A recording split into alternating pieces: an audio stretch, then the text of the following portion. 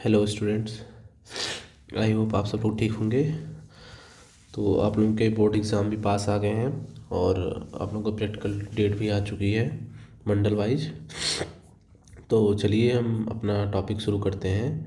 तो हम लोगों का मेनली चल रहा था रासायनिक गुणधर्म, हैलोल्किन और हैलोरिन का रासायनिक गुणधर्म चल रहा था। तो उसमें हम लोगों ने बताया था कि जो विभिन्न प्रकार की जो रासायनिक अपक्रियाएँ होती हैं उनमें से जो एक हम लोग पढ़ रहे हैं नाभिक रागी या नाभिक स्नेह प्रतिस्थापन अपक्रिया। तो हमने पढ़ा था कि नाभिक रागी अपक्रियाएँ क्या होती हैं। तो बताया था कि जब नाभिक रागी मतलब न्यूक्लियोफाइल के द्वारा या नाभिक रागी के द्वारा जब हेलो एल्केन से हेलोजन का विस्थापन न्यूक्लियोफाइल के द्वारा हो जाता है तो क्या कहलाती है वो नाभिक रागी प्रतिस्थापन अभिक्रियाएँ कहलाती हैं। जैसे हमने यहाँ पे एग्जांपल दिया था कैसे ये चीज़ें हो सकती हैं, जैसे OH माइनस है नाभिक रागी है, H2O नाभिक रागी होता है, एल्कॉक्साइड नाभिक रागी होता है, आयोडाइड आपका नाभिक रागी होता है, न्यूट्रल अमोनिया आपका नाभिक रागी होता है। तो इनके द्वारा क्या होगा, अटैक करके एल्केन के हेलोजन को बाहर निकाल देते हैं, जो उसको हम अवशिष्ट या लिविंग समूह बोलते हैं।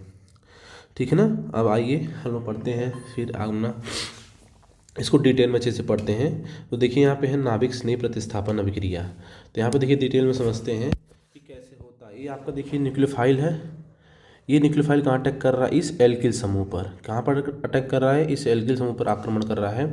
और क्या निकाल दे रहा है आपका आपका ये हैलाइड आयन बाहर निकल जाता है। और क्या बन जा रहा है आपके एल्केन समूह से आपका न्यूक्लियोफाइल जुड़ जा रहा है। जो भी समूह बने, जो भी समूह न्यूक्लियोफाइल के रूप में होगा वो वैसा आपका वो यौगिक या कंपाउंड बनाएगा। तो जो आपकी ये रासायनिक बलगत के आधार पर ये अभिक्रिया आपकी दो प्रकार की होती हैं। एक को बोलते हैं SN1, दूसरे बोलते हैं SN2। SN1 क्या होता है, SN1 मतलब होता है यूनिमालिकुलर सब्स्टिट्यूशन रिएक्शन, यानी एक कार्बनिक नाभिक रागी प्रतिस्थापन अभिक्रिया। इसका मतलब होता है जब अभिक्रिया की दर केवल किस पर निर्भर करे, केवल अभिकारक में हैलो एल्केन की सांद्रता पर निर्भर करती है। तो क्या होता है वो एक कार्बनिक नाभिक रागी प्रतिस्थापन अभिक्रिया कहलाती है। क्या कहलाती है, एक कार्बनिक नाभिक रागी प्रतिस्थापन अभिक्रिया कहलाती है। यानी कि आपका अगर हैलो एल्केन पर अगर आपका न्यूक्लियोफाइल का आक्रमण हो रहा है तो अभिक्रिया की दर है वो केवल और केवल हैलो एल्केन की सांद्रता पर निर्भर करे, ना कि न्यूक्लियोफाइल की सांद्रता पर।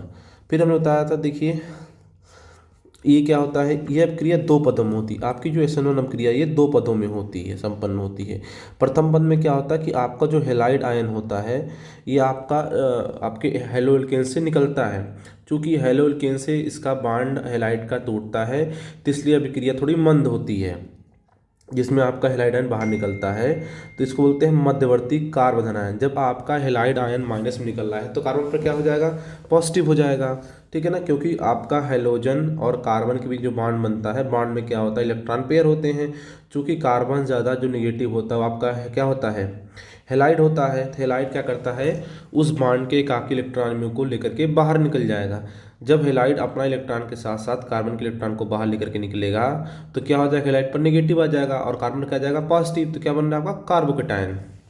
क्या बनता है, कार्बोकेटायन बनता है। फिर क्या होता है, द्वितीय पद जिसमें होता है, द्वितीय पद में क्या होता है, ये तीव्र होता है और इसमें जो नाभिक रागी होता है वो तुरंत आपके जो कार्बोकेटायन होता है उस पर आक्रमण करके क्या बनाता है, उत्पाद बना देता है। देखिए इसमें उत्पाद का जो विन्यास होगा, जो आपका उत्पाद बनेगा उसका जो विन्यास हो, कैसी अरेंजमेंट होगी आपके हैलो एल्केन के अणुओं की और आपके नाभिक रागी की, तो ये आपका आधार अणु के समान भी हो सकता है और विपरीत भी हो सकता है। क्योंकि कार्ब धनायन पर न्यूक्लियर फाइल का आक्रमण दोनों तरफ से हो सकता है। ऐसा क्यों होता है, क्योंकि जैसे ही कार्बोकेटायन बनेगा तो यहाँ पर कार्बोकेटायन बनने से जो उसका संकरण होगा, क्या होगा, संकरण, वो क्या हो जा रहा है, sp2। क्या हो जाता है, sp2 संकरण होने के कारण संरचना क्या होती है, ट्राइगोनल प्लेनर। मतलब क्या होता है, एक प्लेन पेपर में 120 एंगल का बॉन्ड बन जाता है और जो आपका वैकेंट p ऑर्बिटल होता है वो इन बॉन्डों क्या होता है, परपेंडिकुलर होता है। कहाँ पर होता है, परपेंडिकुलर होता है। सपोज करिए अगर मान लीजिए यहाँ पर आपका एक पेज है ना, इसको 120 बांटिए, लगभग ये 120 बढ़ जाएगा। ये क्या है, आपका प्लेनर पेपर पे है, जो आपका खाली ऑर्बिटल है ये क्या होता है, इसके परपेंडिकुलर में होता है। मतलब इस सेंटर के ऊपर पेज के ऊपर और नीचे इसकी लोब्स होती हैं। पता है पी ऑर्बिटर का जो लोब्स होता है आपको, वो डंबल शेप होता है। फिर न्यूक्लियोफाइल के ऑप्शन है कि या ये तो ऊपर से अटैक करे या फिर नीचे से अटैक करे। तो आपकी ऊपर से अटैक करेगा अगर आपकी जो संरचना है वो आधार के अकॉर्डिंग आती है तो उसको बोलते हैं समान संरचना। अगर विपरीत नीचे से अटैक करेंगे या डाउन साइड से अटैक करेंगे, अगर वो विपरीत आएगी तो क्या बोलेंगे, विपरीत संरचना। ठीक है ना। चलिए आगे बढ़ते हैं।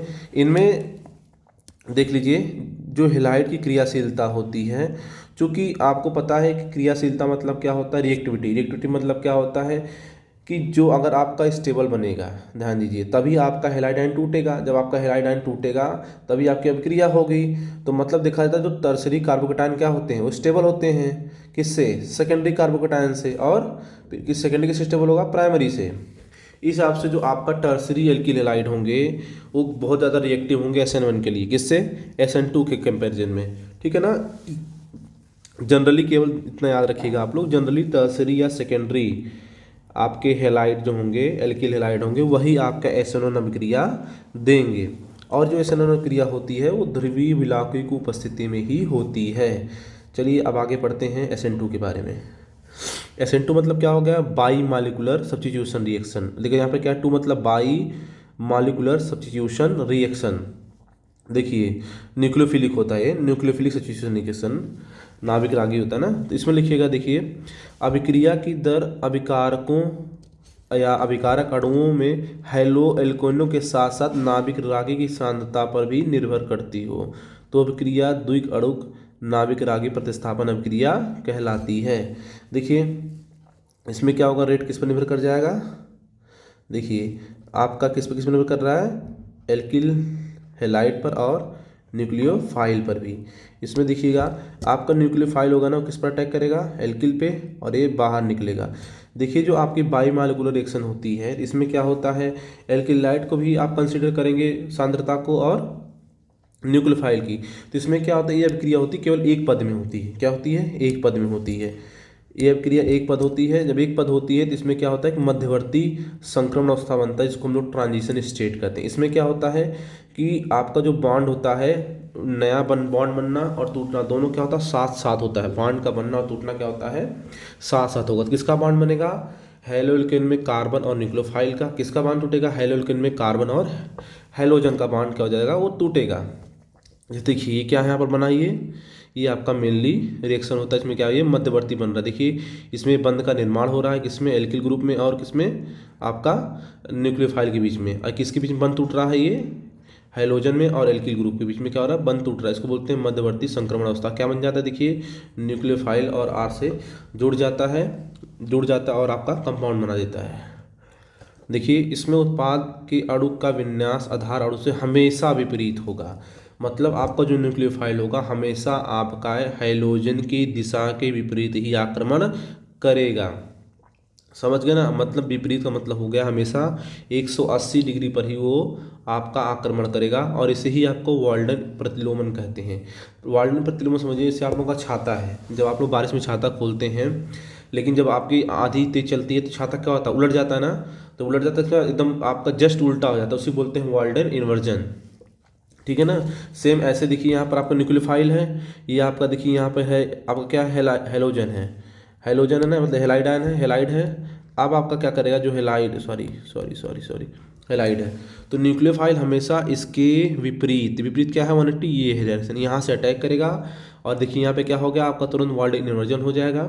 तुरंत आपका देखिए क्या हो गया, आपका ये कंपाउंड बन गया है। यहाँ पे देख सकते हैं आप लोग, न्यूक्लियोफाइल क्या होगा, देखिए ये ग्रुप थे यहाँ पर, ये क्या हो गया, एकदम उल्टा हो गए छाते की तरह। ठीक है ना, इसे बोलते हैं वाल्डन इन्वर्जन।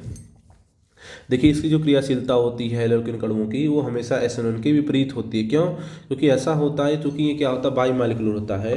तो जब ज़्यादा हिंड्रेंस होगा तो अभिक्रिया क्या हो जाएगी, स्लो होगी। हिंड्रेंस मतलब होता है बहुत सारे आपके ग्रुप्स होंगे, ग्रुप्स होने के कारण क्या होता है, न्यूक्लियोफाइल का जो अप्रोच होता है वो हेलो एल्केन के कार्बन तक नहीं हो पाता, जिस कारण अभिक्रिया नहीं हो पाती है। अर्थात इसमें क्या होता है, जो प्राइमरी होंगे वो हमेशा SN1 देंगे, प्राइमरी या मूल आपके जो होंगे हमेशा क्या देंगे, वो SN2 अभिक्रिया देंगे। बाकी टर्सरी या सेकेंडरी होता है, सेकेंडरी कुछ हद तक कह सकते हैं अभिक्रियाएं कुछ को देती हैं, पर टर्सरी बिल्कुल भी आपकी SN2 अभिक्रिया नहीं देती है। टर्सरी आपकी SN2 अभिक्रिया नहीं देती है।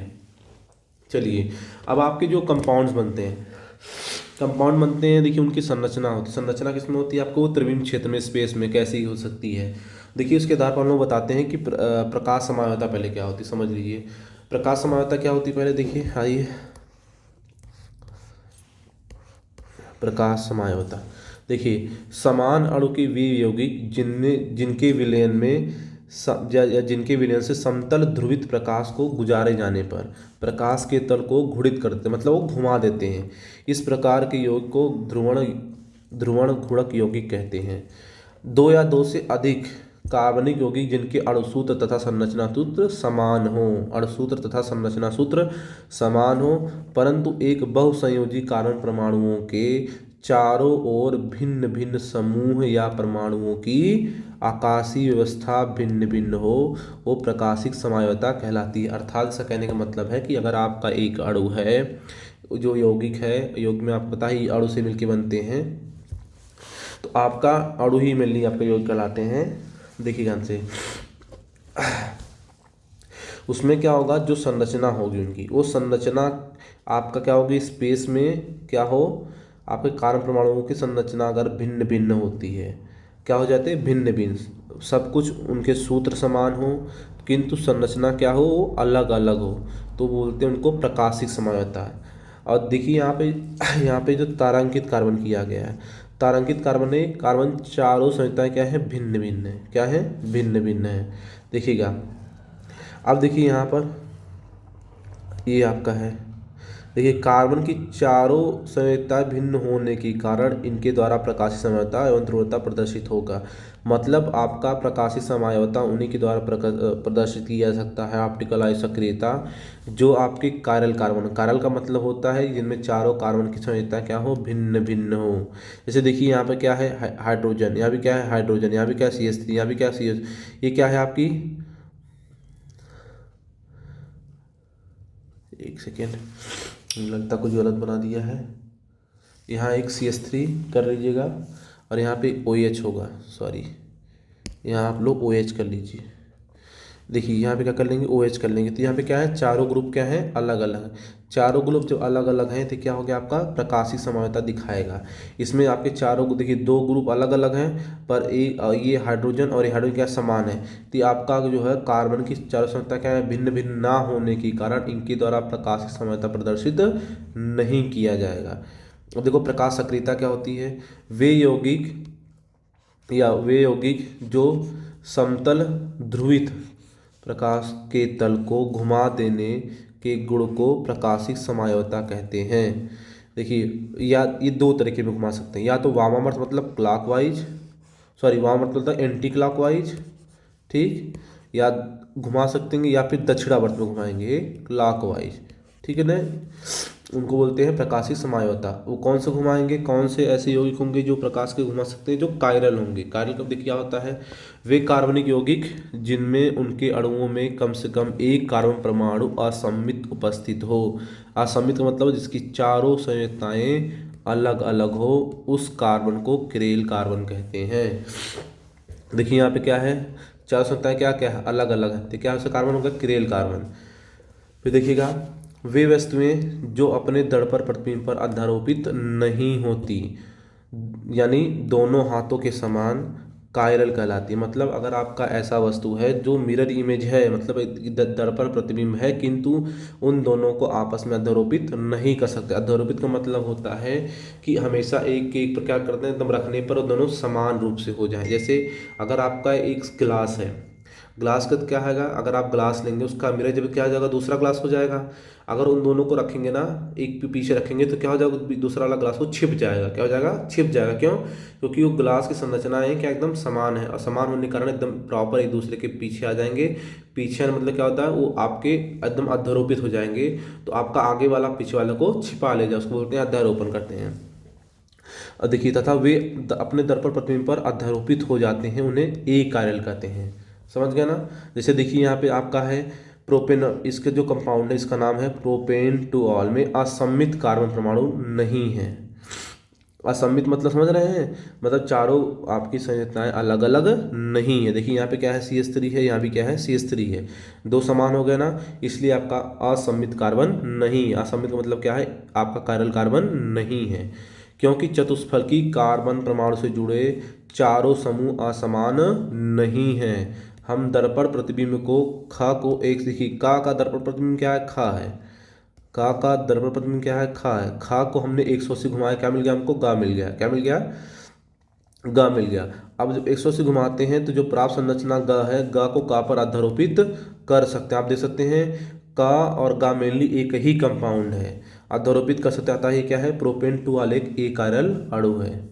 चलिए दूसरा देखते हैं एग्जाम्पल, ब्यूटेन 2R, मतलब ये आपको जो कंपाउंड उसका क्या नाम है, ब्यूटेन 2R में चतुष्फलकी कार्बन परमाणु से जुड़े चारों समूह भिन्न भिन्न है, अतः अपेक्षानुसार ये एक कायरल कार्बन है।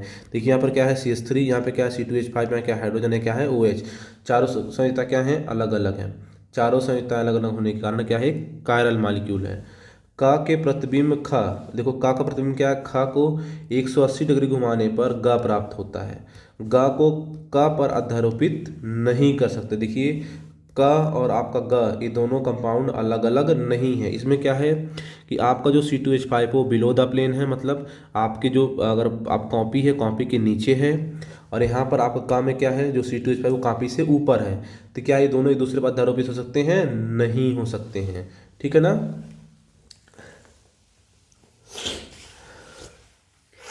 देखिए ध्यान से,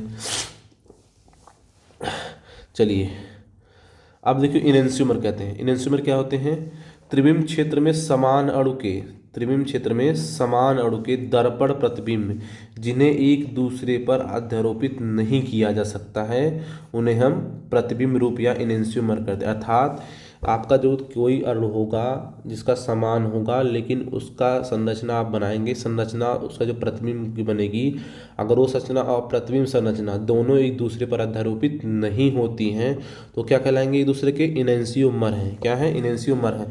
देखिए उपरोक्त ब्यूटेन 2 के का संरचना के प्रतिबिंब खा को एक दूसरे पर अध्यारोपित नहीं किया जा सकता, अतः का व खा क्या है, इनेंसियोमर, अतः का व खा क्या है, इनेंसियोमर है, क्या हुए, इनेंसियोमर है, ठीक है ना। चलिए